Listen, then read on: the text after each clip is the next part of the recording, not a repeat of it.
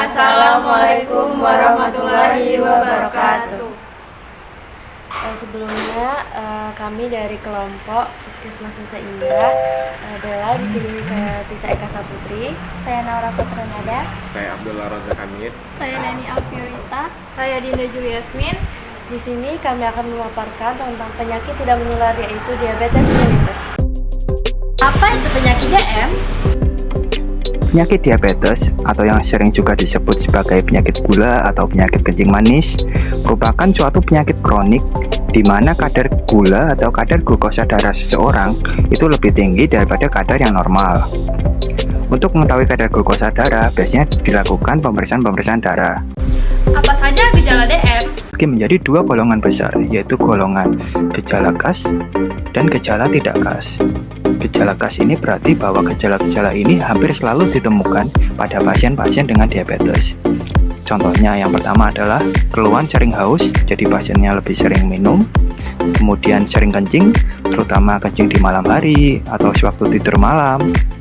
Kemudian yang berikutnya adalah sering lapar, jadi pasien-pasien itu menjadi lebih banyak makan.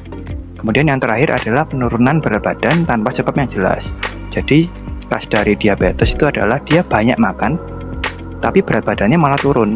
Jadi berat badan turunnya di sini bukan dikarenakan dia emang lagi program diet, bukan seperti itu. Selain gejala-gejala tadi, juga ada yang namanya gejala tidak khas. Jadi gejala tidak khas ini berarti bahwa gejala-gejala ini tidak ditemukan pada semua pasien diabetes. Jadi hanya sebagian pasien saja yang mengalami gejala ini. Dan gejala-gejala ini biasanya itu timbul setelah adanya komplikasi-komplikasi. Yang termasuk ke dalam gejala tidak khas itu pertama antara lain sering lemas, kemudian sering kesemutan, terutama di bagian tangan, bagian kaki, kemudian luka yang sulit sembuh, sering gatal-gatal, pandangan mata yang kabur, serta bisa juga disfungsi ereksi pada pria. Usia lebih dari 45 tahun. Kemudian berikutnya adalah adanya riwayat keluarga dengan diabetes. Kemudian pola makan yang tidak sehat, seperti sering makan makanan cepat saji, tinggi garam, tinggi lemak, atau tinggi gula. Kemudian jarang olahraga atau jarang aktivitas fisik. Kemudian adanya penyakit-penyakit atau kelainan-kelainan seperti obesitas, hipertensi, atau penyakit kolesterol. Perlu kita pahami bahwa obesitas, hipertensi, penyakit kolesterol, dan juga diabetes itu sebenarnya saling terkait satu dengan yang lain. Dari faktor-faktor ini, sebenarnya yang paling berperan dalam menyebabkan diabetes itu sebenarnya adalah faktor gaya hidup, yaitu pola makan yang tidak sehat dan juga rendahnya tingkat aktivitas fisik. Apa itu penyebab DM? Seorang dapat dikatakan diabetes bila kadar glukosa darah puasanya lebih dari 125 atau kadar glukosa darah sewaktu lebih dari 200. Bagaimana proses terjadinya penyakit DM? Karbohidrat merupakan salah satu nutrisi penting yang dibutuhkan oleh tubuh kita, yang mana karbohidrat ini dapat kita peroleh dari makanan-makanan yang kita makan sehari-hari. Karbohidrat ini banyak jenisnya. Salah satu yang termasuk ke dalam jenis karbohidrat itu adalah gula. Jadi gula itu juga sebenarnya merupakan suatu karbohidrat. Ketika kita makan makanan yang mengandung karbohidrat atau mengandung gula, maka karbohidrat atau gula ini akan dicerna oleh tubuh kita untuk diubah menjadi bentuk yang paling sederhana, yaitu adalah glukosa. Glukosa ini kemudian akan masuk ke dalam darah, sehingga kadar glukosa darah akan meningkat.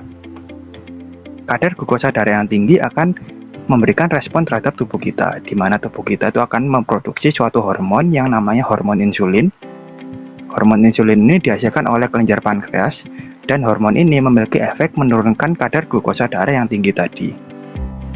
Bagaimana cara insulin menurunkan kadar glukosa darah?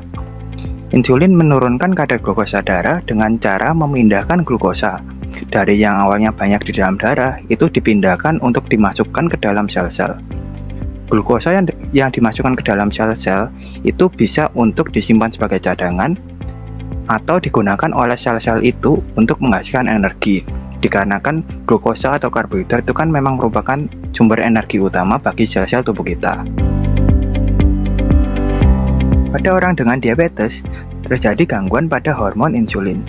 Jadi ketika hormon insulin ini terganggu, maka glukosa itu tidak bisa dimasukkan ke dalam sel-sel, sehingga glukosa akan menumpuk di dalam darah, dan ujung-ujungnya adalah kadar glukosa darah itu akan semakin meningkat.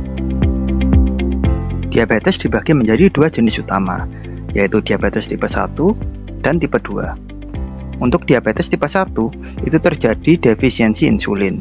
Jadi insulin yang dihasilkan itu sangat sedikit atau bahkan tidak ada insulin sama sekali. Sedangkan untuk diabetes tipe 2, itu terjadi resistensi insulin. Jadi insulinnya itu sebenarnya masih ada, tapi tidak berfungsi dengan baik. Perlu kita pahami bahwa untuk diabetes tipe 1 itu sebenarnya sangat jarang terjadi.